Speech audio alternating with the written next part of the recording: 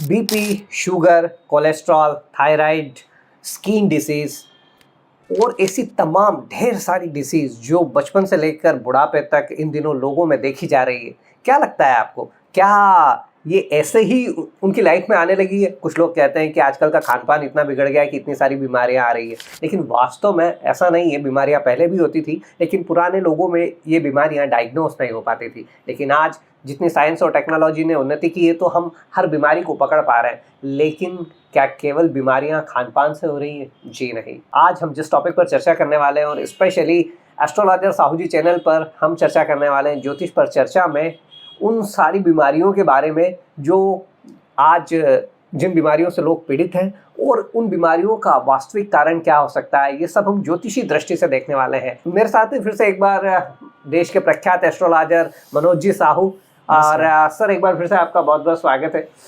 Sir, जिस तरह से जिसे कहे ना कि एक कहावत है कि पहला सुख निरोगी काया, और आज कलयुग में जिस तरह से देखते हैं कि लोगों को इतनी असाध्य और इतने कष्ट वाली बीमारियां हो रही, हर हर जिसे देखो उससे। और आजकल तो ये हो रहा है कि जो युवा लोग हैं वो भी हार्ट अटैक और बीपी से परेशान दिख रहे हैं।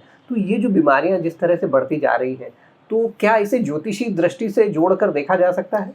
धन्यवाद लोकेश जी। नमस्कार सभी को। नमस्कार। जैसे कि आज का जो टॉपिक है स्वास्थ्य को लेकर, शारीरिक सुख को लेकर, और जो बीमारियों के नाम बता रहे हो, इससे भी ज़्यादा लाखों प्रकार की बीमारियां हैं जो हम लोग ने कभी नहीं सुना। ऐसी ऐसी बीमारियां हैं। जी जी।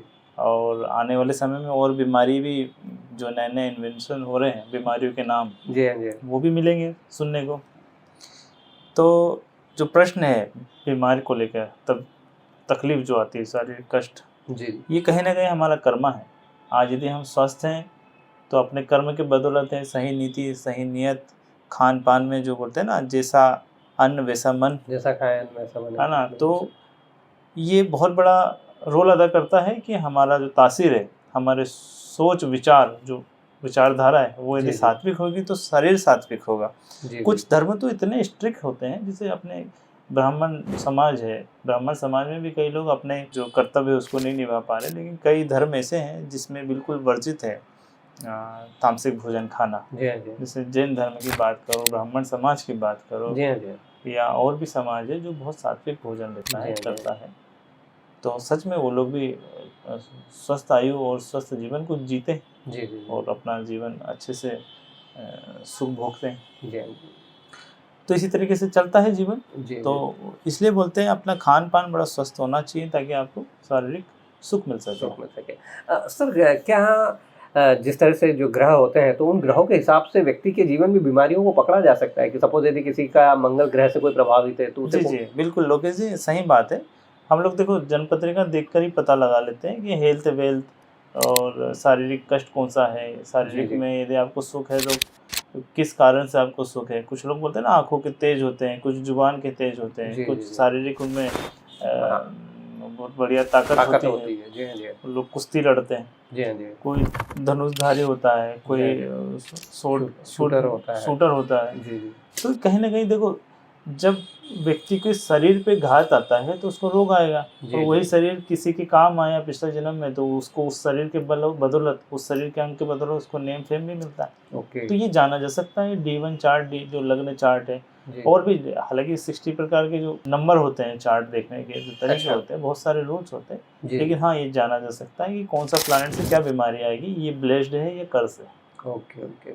सर, चूंकि अब बात ये चली पड़ी है, तो क्यों ना सारे ग्रहों के हिसाब से थोड़ा थोड़ा, मैं ऐसा तो नहीं कहूँगा कि आप हर एक बीमारियों के बारे में बता दीजिए, लेकिन फिर भी एक जिसे कहें कि सिग्निफिकेंट रूप में, कि यदि पर्टिकुलर किसी व्यक्ति का ये वाला ग्रह पीड़ित है तो उसे ये बीमारी हो सकती है, या पर्टिकुलर ये ग्रह पीड़ित है तो उसे स्किन डिसीज हो सकता है, या पर्टिकुलर ये, तो इस तरह से थोड़ा सा कुछ मार्गदर्शन।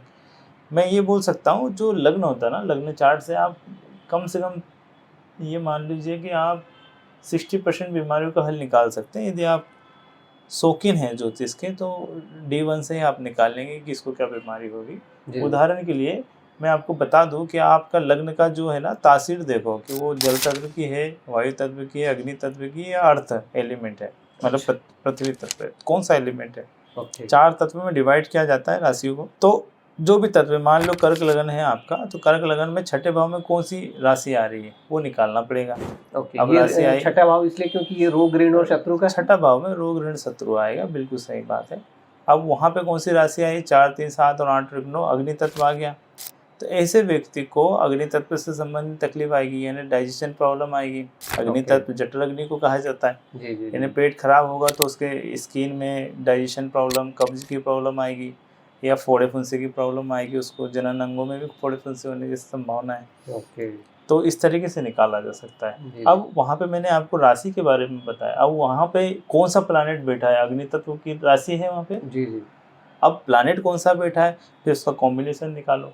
जी जी उस तत्व में यदि जल तत्व के प्लैनेट बैठ गए, जहाँ पे मैंने अग्नि तत्व की राशि बताई, जैसे कर्क लगन की कुंडली पे धनु राशि आ रही है छठे भाव में। जी जी अब धनु राशि अग्नि तत्व है और वहाँ पे जल तत्व का कोई प्लैनेट बैठ गया। जल तत्व का कौन सा प्लैनेट होता है, जल तत्व का होता है 4, 8, 12, यानी कर्क राशि, वृश्चिक राशि और मीन राशि। 4, 8, 12 मतलब चंद्रमा। जल तत्व में एक और प्लैनेट है जिसका नाम है गुरु। ये वायु तत्व में भी आता है और जल तत्व में भी आता है। तो यदि उसमें चंद्रमा बैठ गया या गुरु बैठ गया तो फिर हम इसका कॉम्बिनेशन निकालेंगे, यानी लीवर की प्रॉब्लम होगी गुरु बैठ गया तो, दमा अस्थमा की प्रॉब्लम होगी उसमें गुरु बैठ गया तो। इस तरीके से कैलकुलेशन किया जाता है। अच्छा अच्छा अच्छा। और ये कैलकुलेशन आई थिंक पूरे सटीक ही बैठते होंगे। हाँ, क्योंकि मैं वही बता रहा हूँ, D1 चार्ट से 60% आप निकाल सकते हो। जैसे मैंने बताया कि गुरु का, अभी बहुत सारे लोग, जैसे मैंने बोला गुरु धनु राशि में है लेकिन गुरु बैठ गया तो उस स्वयं राशि का हो गया, लेकिन गुरु को कर्क राशि में बैठने से उसको उच्च बल माना जाता है, लेकिन अग्नि तत्व में आने से कहीं ना कहीं इसका जो कॉम्बिनेशन असर है वो रिवर्स फायर अपने को रिजल्ट देता है। तो ये समझना पड़ेगा उसका नक्षत्र क्या है, छठे भाव में क्यों गुरु जब स्वयं राशि का हो रहा है तो क्यों रिजल्ट नेगेटिव दे रहा है, ये समझना पड़ेगा। जी जी और बहुत सारे प्लानेट हैं। एक उदाहरण दे रहा हूँ, जैसे आपने कहा कि कौन से एक ओवरव्यू आप चाह रहे हो जी जी जी जी कि कौन सा प्लानेट से क्या प्रॉब्लम आती है। प्रॉब्लम आ सकती है।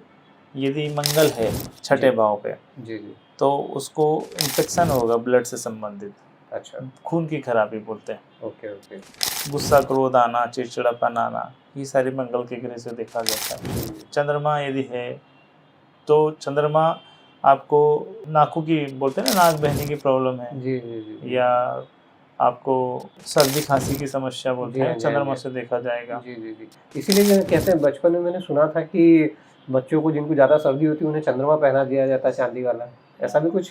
हाँ, लेकिन अलग अलग टोटके हैं अच्छा, बहुत अलग सारे, अलग टोटके। जी जी है जी ना। जी और फिर हम बात करें बुध ग्रह यदि छठे भाव में है तो उनको दांतों की नसों की प्रॉब्लम आएगी, स्किन की इन्फेक्शन होगा। जी गुरु बैठा तो दमास्थमा होगा, ओके श्वास से संबंधित दिक्कत आएगी।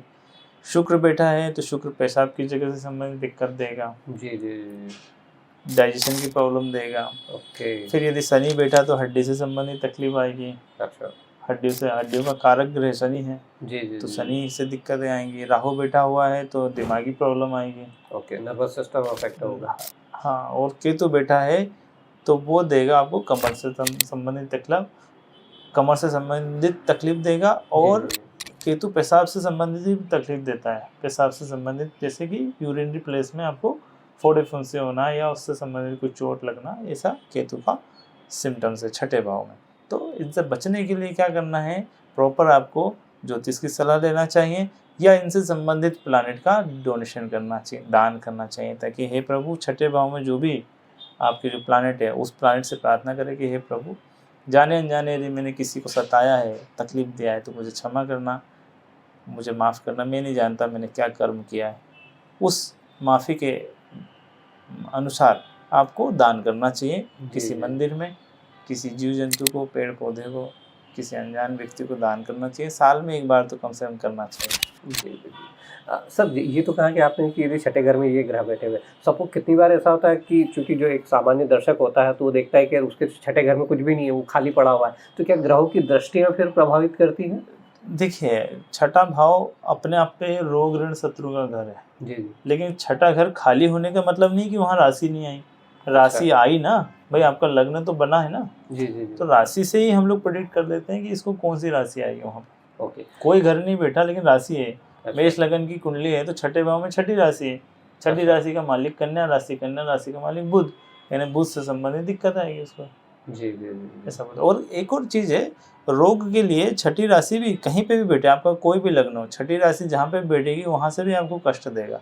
यानी उस रिश्तेदार को बीमारी देगा या उस रिश्तेदार से आपको शत्रुता रहेगी। अच्छा यानी या तो बोलते हैं ना छठा भाव आपको तकलीफ देगा, शारीरिक देगा, मानसिक देगा या आर्थिक देगा, देगा जरूर। जी इसलिए बोलते हैं छठा भाव छठी राशि दोनों को इंडिविजुअल लेवल में गणित लगा के उसका कैलकुलेट किया जाए तो आपको रिजल्ट जल्दी मिलेंगे, उसका असर भी देखने को मिलेंगे। उसकी दवा करो या दान पुण्य करो, उसका उपाय करो, आपको राहत भी मिलेगी। जी जी सर, यहाँ पर एक प्रश्न और आ रहा है मेरे मन में, क्योंकि जनरली जब सारी इस तरह की बातें चलती है तो एक सामान्य दर्शक के लिए जो राशि कहते हैं, क्योंकि 12 राशियाँ हैं, तो राशि को कैसे समझेंगे कि सपोज यदि जो लग्न है उसमें एक लिखा हुआ है, हाँ जी, तो वहाँ क्या मतलब मेष वहीं से राशि वो मेष राशि कहलाती है। जी।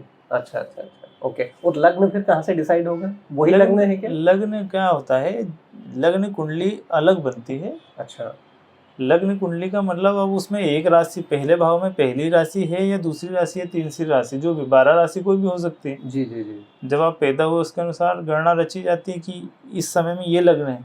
एक जी। लग्न कुंडली एक अलग होती है, D1 चार्ट बोलते हैं इसको। ओके। तो किसी का भी लग्न कुछ हो सकता है, हर 2 घंटे में लग्न चेंज होता है अच्छा और लग्न चेंज होगा हर 2 घंटे में। तो कहने का तात्पर्य है आज 2 घंटे में, जैसे अभी लग्न चल रहा है, अभी का जो लग्न चल रहा है तुला लग्न चल रहा है, 2 घंटे के बाद ये वृश्चिक लगन हो जाएगा, 2 घंटे के बाद ये धनु लगन हो तो फिर सर ये जाएगा। प्रिडिक्शन कैसे बैठता होगा फिर, यदि प्रेडिक्शन वो गणित का अपना वही ज्योतिष विषय उसी को बोलते हैं। अच्छा, ज्योतिष शास्त्र जिसने पढ़ा वो प्रेडिक्ट करेगा, ओके। क्योंकि सेम लगन वाले का भी प्रेडिक्शन सेम नहीं होता। फिर उसमें हम्म। भी फिर हम लोग डिग्री देखते हैं, कितनी डिग्री का लग्न है, जी हाँ जी फिर राशि कितनी डिग्री की है, हम लोग उतना माइन्यूट लेवल में जाते हैं ताकि जी। प्रेडिक्शन सही हो सके। जी हाँ जी हाँ जी तो ये इस तरीके से निकाला जाता है। जी तो मेष लगन है तो छठा भाव छठी राशि आएगी, वृश्चिक लगन है या वृषभ लगन है तो उसमें कौन सी राशि आएगी, इस प्रकार से निकाला जाएगा। 1 2 3 2 3 2 5 5 6 7, उस पर तुला राशि आएगी। तो इस तरीके से निकाला जाता है। निकाला जाता है। जी जी सर, ये तो ये वाली बीमारियों की बात हुई। अभी अभी चूँकि हालिया पूरे वर्ल्ड ने जिस चीज़ को झेला, पेंडेमिक को जो झेला है, तो ये जो इस तरह के जो कोरोना जैसी बीमारियाँ ये जो आती है, तो इन्हें किस तरह से क्या प्रिडिक्ट किया जा सकता है ज्योतिष के द्वारा? ये सर प्रेडिक्शन बहुत सारे ज्योतिष लोग आज फेल हो चुके हैं। अच्छा क्योंकि ये ना कुदरती विद्या है। अच्छा कुदरत हमसे भी बड़े, बाप दादा बोलते हैं ना, हमसे भी बड़ी शक्ति है वो कुदरत है, उसको जी। चैलेंज करना हमारी औकात नहीं। जी, जी, जितने लोग, जितने भी ज्योतिष जो कोविड को लेकर प्रेडिक्शन किए ना, जी जी सबकी धरी धराई रह गई है प्रेडिक्शन। जी जी कुदरत को चैलेंज करना आम ज्योतिष क्या बड़े बड़े लोगों की बात नहीं है। बात नहीं है। जी, ये अंदाजा लगाया जा सकता है क्योंकि कुदरत लेवल में बहुत वास्ट प्रोसेस है ओके। कि आप किसी चीज़ को प्रेडिक्ट कर पा रहे हो कि किस लेवल की प्रॉब्लम आएगी बस। जी हाँ, जी हाँ, जी हाँ। लेकिन उसका असर क्या होगा, रियल ग्राउंड लेवल पे क्या उसका असर होगा जी जी और कितने दिनों तक वो टिका रहेगा वो असर, जी जी जी बहुत बड़े लेवल पे उस पर रिसर्च होता है, तब उसका प्रेडिक्शन निकाला जाता है। यदि मैं आपको एक शो के माध्यम से सिर्फ अपनी वाहवाही लूटने के लिए मैं बोलूँ कि हाँ बिल्कुल निकाल सकते हैं, जी तो जी, उसके जी, पीछे वर्षों की मेहनत होगी तो निकाल सकते हैं। निकाल पाएंगे। यदि ओके, आप ओके। सिंपली मुझसे बोलोगे ना कि आप निकाल दोगे तो मैं बोलूँगा हाँ मैं निकाल दूंगा। शर्त ये है कि मुझे वर्षों लगेंगे। यदि मेरे को देश की प्रेडिक्शन भविष्यवाणी करनी है तो देश पे रिसर्च करना मेरे को आज से स्टार्ट करना पड़ेगा, ताकि मैं 3 से 5 साल पे मैं एबल बनूँ प्रेडिक्शन करने। अभी मैं इंडिविजुअल जातक पर जो गणना दैनिक रूप में जो चल रही है गणना, उस पर मैं प्रेडिक्ट करने के लिए अध्ययन करता हूँ और उस पर मैं रिसर्च करके उनको प्रेडिक्ट करता हूँ।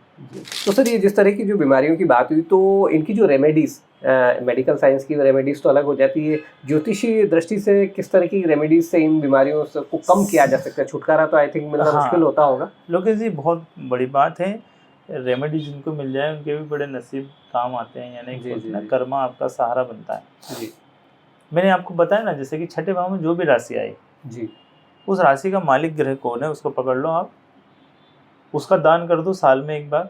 अच्छा और उस पर बैठा हुआ ग्रह और एक बार उसका दान कर दो। अच्छा आपको 50% राहत मिल जाएगी। फिर भी यदि आप प्रॉब्लम में, बहुत बड़ी प्रॉब्लम में है, तो आपको जल्द से जल्द एक अच्छा कंसल्टेंट ढूंढना चाहिए। जी क्योंकि कितने समय की बीमारी है आपको नहीं पता होता, जो जिसको पता होता है वो बता देगा आपको कि कितने लंबे समय की बीमारी है। जी। कुछ लोग सोचते हैं टेम्पररी बीमारी है, लेकिन उसको सालों साल लगते हैं सही बात है। रिकवर होने में। कितनी बार अपने साथ तो पीछे और भी बीमारियों को लेके और आती है। कई बार ऐसे भी लोग होते हैं, ऐसे भ्रांतियाँ भी पाली जाती है, कुछ लोग सोचते हैं कि यार ये तो बहुत बड़ी बीमारी आ गई और सोल्यूशन बहुत चुटकी में, मतलब 2 दिन में उनको सोल्यूशन मिल जाता है और महीने भर के अंदर वो सॉल्व हो जाते हैं, है ना। तो कई ऐसे क्रिकेटर हुए हैं, एक्टर्स हुए हैं जिनको बड़ी बड़ी बीमारी आई, जिससे बचने की उम्मीद नहीं थी, लेकिन बच गए। जी हाँ जी। तो कहीं ना कहीं कर्मा आड़े आया ना उनका। जी, बहुत बड़ी बड़ी बीमारी, मैं नाम इसलिए नहीं लूँगा क्योंकि मैं सम्मान करता हूँ सभी लोगों के जीवन का और उस हालात का। तो इस बार ना करें, किसी को बीमारी आए, दान पुण्य करो, खुश रहो। यदि आपको परमात्मा ने पैसों से नवाजा है, अच्छा मान सम्मान दिया है, तो आप भी दूसरों के लिए लायक बनो, काबिल बनो। तो दोस्तों आज के एपिसोड में फ़िलहाल बस इतना ही, क्योंकि मैं हमेशा कहता हूँ कि हमारे पास एक समय की सीमा होती है। लेकिन फिर भी हमने इंडिकेट करने की कोशिश की कि यदि आप एक अच्छे ज्योतिषी से कंसल्टेशन लेते हैं तो आपको यह मार्गदर्शन मिल सकता है कि किस ग्रह की वजह से आपके जीवन में किस तरह की बीमारियां आ सकती हैं और उनसे किस तरह से बचा जा सकता है। उम्मीद करता हूं कि आपको ये एपिसोड पसंद आया होगा। यदि आपको ये एपिसोड पसंद आया हो तो प्लीज़ इसे लाइक और शेयर कर दीजिएगा। और साथ ही यदि अभी तक आप हमारे चैनल एस्ट्रोलॉजर साहू जी पर नए हैं और आपने इसे अभी तक सब्सक्राइब नहीं किया है तो इसे तुरंत ही सब्सक्राइब कर लीजिए, क्योंकि इसी तरह के नॉलेजेबल वीडियोस हम लगातार आपके लिए लेकर आते रहते हैं। मैं था आपका दोस्त लोकेश शर्मा और चलता हूँ जल्दी, आपसे फिर किसी नए वीडियो पर मिलता हूँ। तब तक के लिए जय श्री कृष्णा, राधे राधे, नमस्कार।